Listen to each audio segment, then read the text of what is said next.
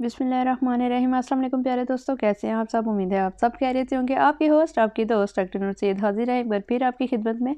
तो दोस्तों, आज मैं आपके लिए लेकर आई हूँ एक बहुत ही आसान सी और बहुत ही जायकेदार सी रेसिपी, आलू और बैंगन की सब्ज़ी। तो आइए देखते हैं कि ये कैसे बनती है, किस तरह से तैयार होगी। आपने मेरे साथ ही रहना है।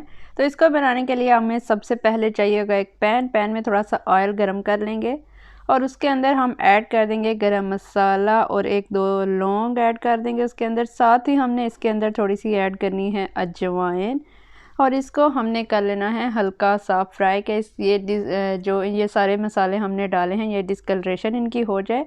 तो तब हम इसके अंदर ऐड कर देंगे अपने बैंगन की कटिंग में आपने ख्याल रखना है कि आपने बैंगन जो है इसी तरह राउंड शेप में काटने हैं और हो सके तो आप छोटे वाले बैंगन लीजिएगा। और साथ ही आपने जब थोड़े से बैंगन जो है डिस्कलरेशन हो जाए तो फिर आपने इसके अंदर ऐड कर देने हैं आलू भी।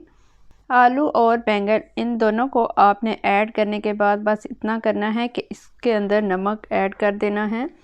आप देख रहे हैं, आपको पता चल जाएगा कि आलू भी जो है वो थोड़े से गलना स्टार्ट हो गए हैं और बैंगन जो है उनका कलर भी डार्क होना स्टार्ट हो गया है। जैसे कि आप भुनाई करते हैं तो प्याज का कलर भी चेंज होना स्टार्ट हो जाता है, वैसे ही हमारे बैंगन जो हैं उनका कलर भी चेंज होना स्टार्ट हो जाएगा। आपने इनको 5 से 8 मिनट तक के लिए फ्राई करना है और आपने इसको स्टे नहीं देना। आपने इसके अंदर जो है चम्मच हिलाते रहना है ताकि ये सब के सब अच्छे से फ्राई हो जाएं और कोई भी ऐसा ना हो कि किसी में भी टेस्ट जो है ऐड ना हो, डेवलप ना हो। टेस्ट अच्छे से इसमें टेस्ट डेवलप करने के लिए यही ज़रूरी है कि आप इसको जो है अच्छे से बार बार हिलाते रहें।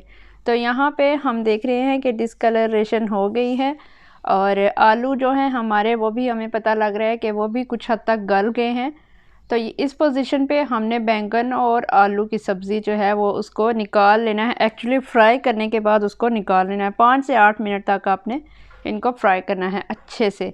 और यहाँ आप देख रहे हैं इसकी लुक कितनी डिलीशियस सी आ रही थी। यहाँ फिर हमने वही सेम पैन जो है उसको आपने वॉश नहीं करना, जो भी उसके अंदर लेफ़्ट ओवर था उसी के अंदर आपने मज़ीद ऑयल ऐड करना है। देन हम इसके अंदर ऐड करेंगे थोड़ा सा गरम मसाला ऐड करने के बाद आपने इसके अंदर ऐड कर देना है प्याज हमें चाहिए एक छोटा प्याज। ज़रूरी नहीं है कि आप बहुत ही ज़्यादा प्याज लें, भर भर के लें। फिर हम इसके अंदर ऐड करेंगे लहसुन और अदरक का पेस्ट 1 चम्मच और हम इसको प्याज को अच्छे से, जैसे हम मसाला भूनते हैं प्याज को भून लेते हैं वैसे हम भून लेंगे। उसके बाद हमने इसके अंदर ऐड करना है नमक ऐड करने के बाद मैं इसके अंदर ऐड करूँगी काली मिर्च। आपको जो भी मिर्च पसंद हो आप वो ऐड कर सकते हैं, अगर आप चाहें तो रेड मिर्च भी ऐड कर सकते हैं, कोई मसला नहीं है। फिर मैं इसके बाद इसके अंदर ऐड कर रही हूँ टमाटो पेस्ट की रेसिपी भी मैंने रिकॉर्ड की हुई है, वो भी मैं इंशाल्लाह आपके साथ ज़रूर शेयर करूँगी। नेक्स्ट वीडियो में इस पर बनाऊँगी तो फिर आपने देख के उससे टमाटो पेस्ट वैसे बना लेना है। तो यहाँ पे हम टमाटो पेस्ट ऐड कर रहे हैं, तकरीबन 5 से 6 चम्मच मैंने इसके अंदर ऐड किया है। और उसके बाद हम इसके अंदर ऐड करेंगे हल्दी। टमाटो पेस्ट को ऐड करने के बाद हमने इसको अच्छे से भूनना है, इतना भूनना है कि ये जो इस टमाटो पेस्ट हमने ऐड किया है इसका भी बिल्कुल भी पानी ना बचे और ये अच्छे से ऑयल जो है हमारा पैन में अलग से शो होना शुरू हो जाए कि ऑयल जो है वो बिल्कुल अलग हो चुका है। तो जब ऑयल हमारा अलग हो जाएगा, बिल्कुल हमारा मसाला अच्छे से भुन जाएगा, तो तब हम इसके अंदर ऐड करेंगे आलू और बैंगन जो हमने फ्राई करके सेपरेट निकाल लिए थे वो हम इसके अंदर ऐड कर देंगे और अच्छे से इसको स्प्रेड आउट कर देंगे और मसाले को अच्छे से इसके अंदर मिक्स कर देंगे। हमने अच्छे से लेयरिंग कर देनी है कि ये जो है ना पूरे आलू बैंगन जो हैं ये इस टमाटो पेस्ट के अंदर जो अच्छे से हमने जो ग्रेवी बनाई है एक्चुअली वो अच्छे से कोट हो जाएं, उस ग्रेवी से मिक्स हो जाएं। इसको हम अच्छे से मिक्स कर लेंगे और हमने ये कोशिश भी नहीं करनी कि हम इसमें बार बार चम्मच चलाते रहें। हमने जस्ट इसको अच्छे से मिक्स करना है और बिल्कुल हल्के हाथों से हमने इसको मिक्स करना है, इसको तोड़ना नहीं है।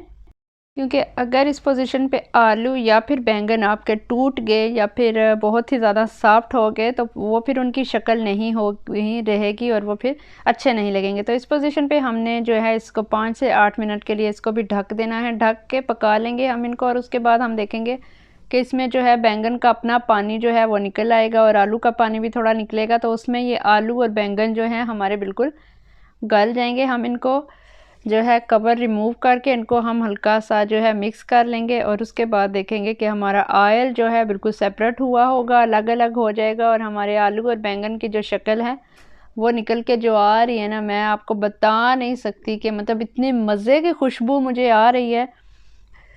लिटरली मेरा दिल कर रहा था कि मैं उसी वक्त जो है ना इनको खा लूँ। तो यहाँ पे मैं इसके ऊपर गरम मसाला जो है वो अच्छे से स्प्रेड कर दूँगी और ज़ीरा पाउडर भी अच्छे से इसके ऊपर, धनिया पाउडर स्प्रेड कर दूँगी। फिर उसके बाद हमारा जो मेन इंग्रेडिएंट है सब्ज़ मिर्च, जो किसी भी सब्ज़ी के अंदर जब तक ऐड ना की जाए ना, तो समझिए कि उस सब्ज़ी का जो मतलब कि टेस्ट है वो डेवलप ही नहीं होता और ना ही वो सब्ज़ी खूबसूरत लगती है। तो यहाँ पे देखिए जनाब, यहाँ पे हमारे आलू और बैंगन जो है फुल रेडी हो चुके हैं और इनको मैंने बोल में अलग से निकाल लिया है।